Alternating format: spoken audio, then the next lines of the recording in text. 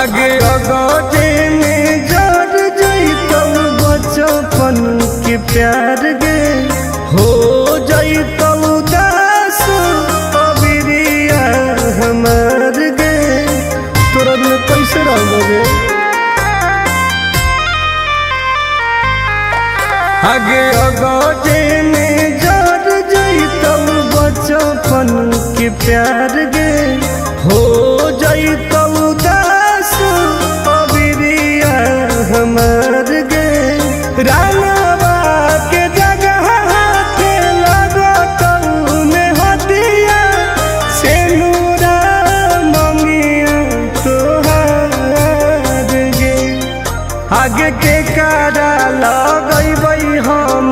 रंगवा करे जावा तू तो चली जैनी ससुराल गे आगे के कारा लगैबै हम रंगवा करे जावा तू तो चली जैनी ससुराल गे तोरा बिना मर जेबोगे।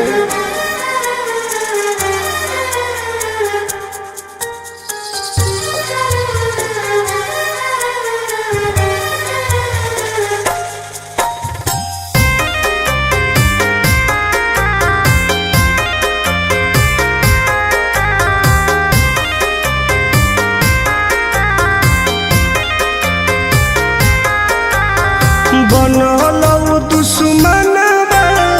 फगुआ के दिनवा जीते जी भेजाई देनी हमारा समसनवा बर्बाद कर देले। बनलौ दुश्मनवा फगुआ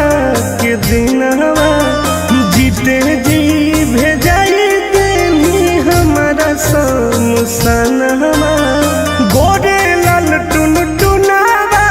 के मन नहीं कहनावा याद आइलौ पर परिवार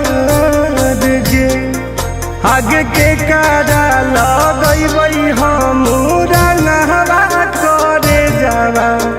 तू तो चली जैनी ससुराल गे आगे के कारा लगैबै हम रंगवा करे जावा